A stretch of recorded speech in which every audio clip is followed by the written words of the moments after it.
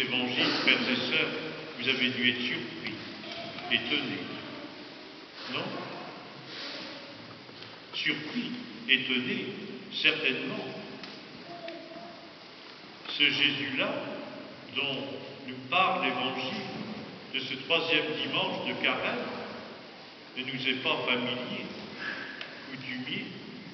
Vous vous rendez compte? Un Jésus en colère, un Jésus qui s'empare d'un fouet, chasse des animaux, les gens qui sont là au temple pour prier à leur manière. Vous vous rendez compte, un Jésus qui renverse les tables des changeurs de monnaie, profère des paroles furieuses à leur égard. Et que se passe-t-il donc dans sa tête? Qu'est-ce qui lui prend de parler et d'agir ainsi? Oui, frères et sœurs, nous sommes plutôt habitués à un Jésus, quand nous fréquentons les évangiles, à un Jésus-Christ restant toujours maître de lui, se présentant d'ailleurs doux et humble de cœur. Et pourtant, au passage, nous pouvons remarquer que l'épisode de Jésus chassant les marchands du temple de Jérusalem est un événement apporté par les 4 évangélistes. Il est même probable que cette colère de Jésus ait constitué l'un des principaux motifs de sa condamnation à mort par les chefs des prêtres. Le temple, en effet, n'était-il pas le lieu le plus sacré d'Israël? Le temple était finalement devenu le seul espace de liberté aux croyants juifs, puisque n'oublions pas que cette scène se passe dans le cadre de la colonisation romaine de la Palestine. Alors qu'est-ce qui a motivé le mécontentement de Jésus et de sa colère? Eh bien, au fil du temps, le temple de Jérusalem a perdu peu à peu le sens de sa signification profonde, celle que le temple doit toujours rester le lieu de la présence gratuite de Dieu. Et sa signification profonde en avait été peut-être trop oubliée. Le temple était devenu une maison de trafic. On venait y acheter les faveurs de Dieu. Et c'est là que Jésus dit qu'il n'est pas d'accord. La recherche de sa miséricorde était devenue un lieu d'échange financier, de monnayage. On n'achète jamais le pardon, la miséricorde du Seigneur. Elle est une grâce, elle est totale gratuité.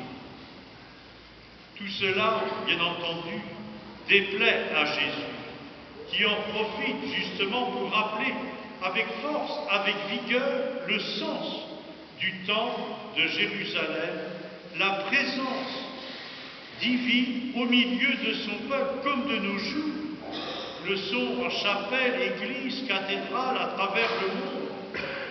Ce temple, qui aurait dû être une maison de prière pour toutes les nations, était même devenu un lieu, à certains moments, et je prends des gants en disant ça, où beaucoup de gens n'avaient pas le droit d'y entrer. Alors la colère de Jésus, il nous faut l'accueillir, frères et sœurs, comme un cri de douleur. Un cri de douleur, de souffrance, devant cette incohérence grandissante entre le culte rendu au Seigneur Dieu au temple et la vie avec les gens à l'extérieur au quotidien. En somme, que reproche Jésus aux uns et aux autres? Non pas de venir prier au temple, chanter les louanges du Seigneur, mais il leur reproche il y a une incohérence entre les rites et les célébrations au temple et la manière dont ensuite tout cela est vécu. Que peu à peu une distance a fait perdre cette proximité d'amour de Dieu et des autres, de notre prochain. Alors bien avant Jésus, il n'est pas le premier à le faire. Des prophètes comme Isaïe, rappelez-vous, avaient dénoncé en leur temps cette incohérence entre la foi en Dieu et le comportement dans la vie de tous les jours. Alors, frères et sœurs, à quelques semaines de la fête pascale, laissons-nous interpeller par ce mystère de la présence de Dieu. Un souhait que toujours nos rites et célébrations deviennent des tremplins pour oser poser des gestes de solidarité au cœur même des chantiers de ce monde. Et que d'initiatives nous sont proposées tout au long du carême, que nos rites, liturgies et célébrations soient signes d'une beauté qui élève l'âme de la personne, qui élève tout son être à la prière, à la louange, à la reconnaissance d'être aimé par Dieu qui nous a aimés le premier.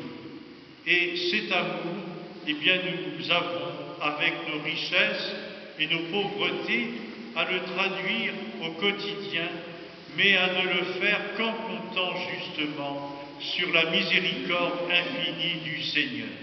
Qu'est-ce que nous avons entendu en première lecture? Des commandements divins, formulés sous forme d'interdits. Tu ne tueras pas, tu ne voleras pas, tu ne convoiteras pas les biens, la femme ou le serviteur de ton voisin. Ce sont autant d'interdits qu'il nous faut accueillir plus justement comme des protections, des bienveillances divines pour l'homme. Ils sont, j'en ai pris conscience, surtout hier soir,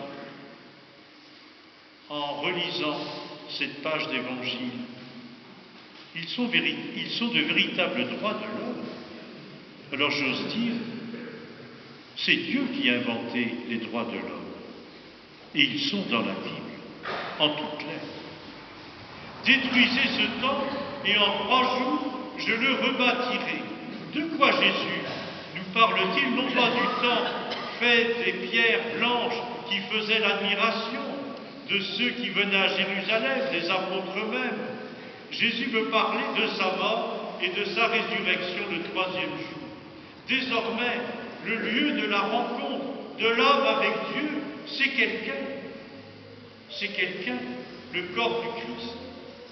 Et d'innombrables frères et sœurs avec qui Jésus ne fait qu'un. Vraiment, en chassant les vendeurs du temple, ce que Jésus a voulu nous faire comprendre, c'est immense, immense. D'abord, impossible de séparer Dieu des hommes depuis que Dieu s'est fait homme en son Fils bien-aimé. Impossible de compartimenter la foi et la vie depuis que Jésus a dit que l'amour de Dieu et des hommes n'était qu'un commandement unique dont nous ne pouvons pas mettre l'Évangile dans notre poche. Impossible de mettre Dieu en un lieu réservé, assigné en résidence. Il nous échappe. Certes, il faut des lieux pour se rassembler, prier, adorer, chanter, et même des lieux chauffés, comme en cette heure. Mais n'oublions jamais que Dieu d'abord habite notre cœur. Il est présent en toi, en moi, en toutes et tous. Sa maison est forcément la maison des hommes, là où les humains vivent, aiment, souffrent. Sa maison, où est-elle? Elle est dans cette famille, ce couple. où l'on veut mieux se comprendre, s'aimer, pardonner. Sa maison est dans les lieux de travail, où les hommes comptent plus que les chiffres. Sa maison est là où des millions d'hommes, de femmes, de jeunes manifestent au quotidien leur amour pour leur entourage, pour les autres, en qui Dieu reconnaît quelque chose de sa présence divine. La maison de Dieu s'édifie, se construit chaque fois que nous apportons notre pierre à la construction de la maison des hommes. Vous, une pierre de pardon, une pierre de service. Toi, une pierre de partage, de sourire. Vous tous, nous tous, une pierre de tendresse, de vérité. Voilà la maison que Dieu aime, celle qui construit le corps du Christ que maintenant nous célébrons. Le corps du Christ mort et ressuscité, vivant chaque jour en nous et au cœur de l'humanité.